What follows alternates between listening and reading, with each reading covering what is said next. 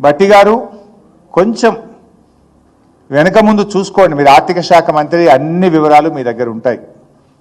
నిన్న బట్టి గారు మాట్లాడుతూ ఏమన్నాడో ముందు చూసిన తర్వాత నేను విషయానికి వస్తాను. 10 సంవత్సరాల బడ్జెట్ గురించి ఒక 10,000 కోట్ల రూపాయల మీ గురించి ఆలోచన చేసి వడ్డీ లేని రుణాలు ఏమన్నా ఇచ్చాడా? ఏమైంది ఆ రోజు? 10 సంవత్సరాల బడ్జెట్ గురించి ఒక 10,000 కోట్ల రూపాయల మీ గురించి ఆలోచన చేసి వడ్డీ లేని రుణాలు ఏమన్నా ఇచ్చాడా? ఏమైంది ఆ రోజు? సో బట్టి గారు ఏమంటున్నారు, మొత్తం మా 10 ఏళ్ల పాలనలో 10,000 కోట్ల రూపాయల వడ్డీ లేని రుణాలైనా ఇచ్చారా అని గొంతు పెంచుకొని మాట్లాడండి. బట్టి గారు ఒకవేళ 2022-23 సంవత్సరంలోనే 13,000 కోట్ల రూపాయలు ఇచ్చాం. 1 ఫైనాన్షియల్ ఇయర్. మా ప్రభుత్వం అధికారంలోకి వచ్చినాడు ఆనాటి కాంగ్రెస్ ప్రభుత్వం హార్డ్లీ 3,000 కోట్లు 2,000 కోట్లు ఇచ్చింది వడ్డీ లేని రుణం.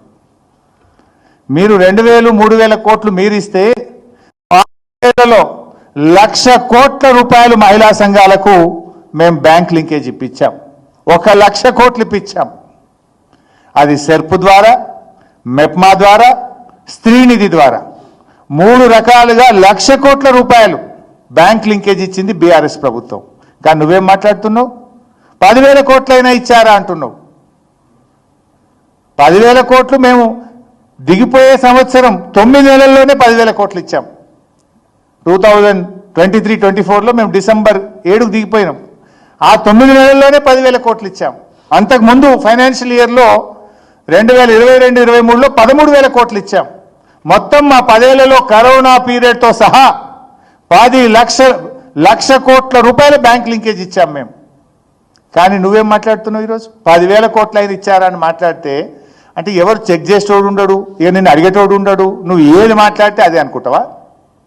లేవా డాక్యుమెంట్ లేవా? నేను చెప్పేది తప్పైతే బయట పెట్టు, అసెంబ్లీలో చర్చ పెట్టు. ఇప్పుడు అసెంబ్లీ స్టార్ట్ అవుతుంది కదా, మాట్లాడదాం పట్టు.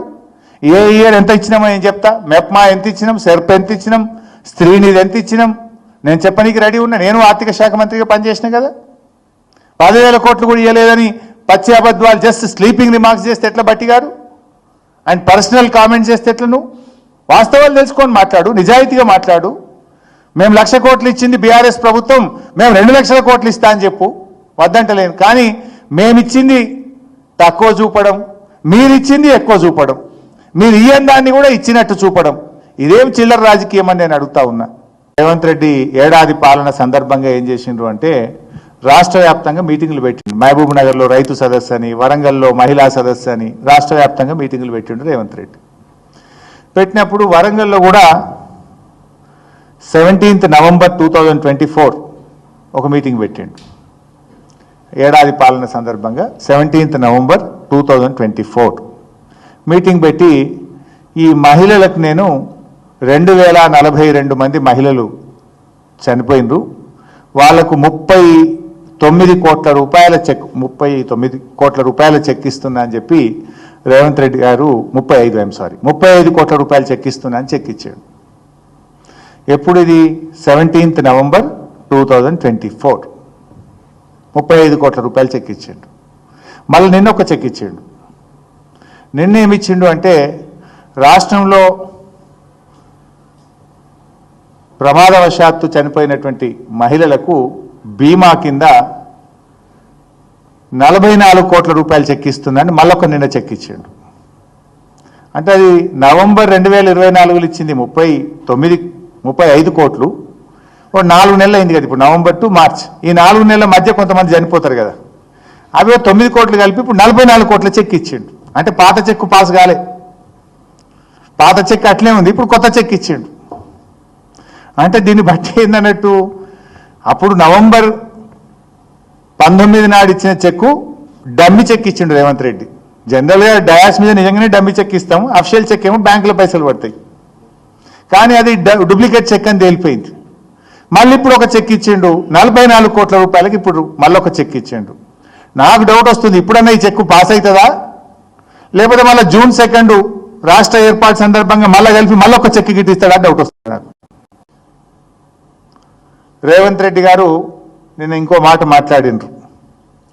ఈ వీడియో కూడా చూపిస్తా మీకు నేను.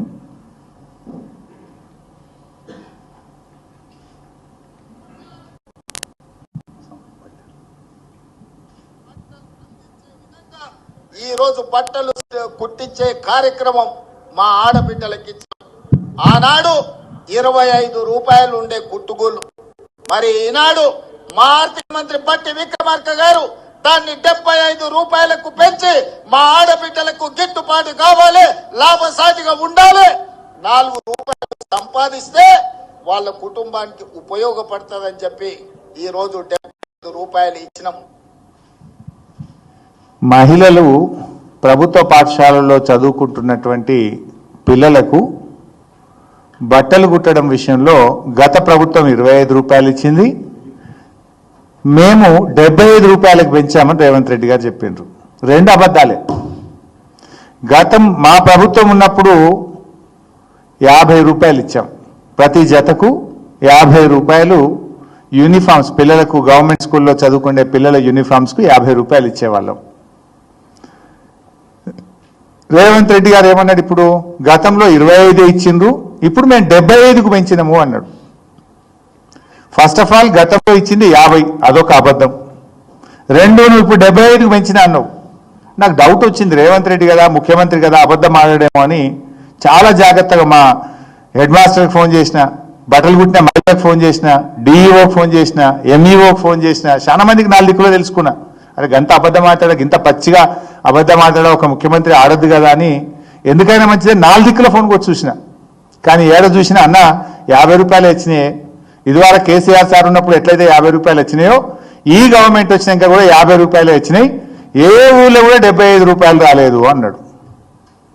రేవంత్ రెడ్డి నీ మాట మీలో ఏమైనా నిజం ఉంటే ఈ 75 రూపాయలు ఇప్పటికన్నా రిలీజ్ చేయి డబ్బులు. ఒకవేళ ఇచ్చింటే ఎక్కడిచ్చినావు, ఏ జిల్లాలు ఇచ్చినావు, ఏ స్కూల్కి ఇచ్చినావు, వివరాలు చెప్పు అని చెప్పి నేను డిమాండ్ చేస్తున్నా. ఎందుకు ఇంత పచ్చి అబద్ధాలు మాట్లాడుతావు? నవ్వుకోరా కింద ఉన్న మహిళలు? ఆ మహిళలే కదా కుట్టింది. నువ్వు ఆ మహిళలకు కింద కూర్చున్నారు, నీకు ముంగట మైక్ ఉన్నది కదా అని నోటికి వచ్చినట్టు మాట్లాడితే మనసులో తిట్టుకోరా నిన్ను? నువ్వు పచ్చి అబద్ధాలు మాట్లాడుతున్నావు అని అనుకోరా నిన్ను? ఇస్తే 75 రూపాయలు స్టిచ్చింగ్ ఛార్జెస్ ఇస్తే ఏ ఊర్లు ఇచ్చినావో చెప్పు నాకు. నువ్వు అది పోదామా, నీ కొడంగల్కి పోదామా, లేదు మా సిద్దిపేటకు వస్తావా?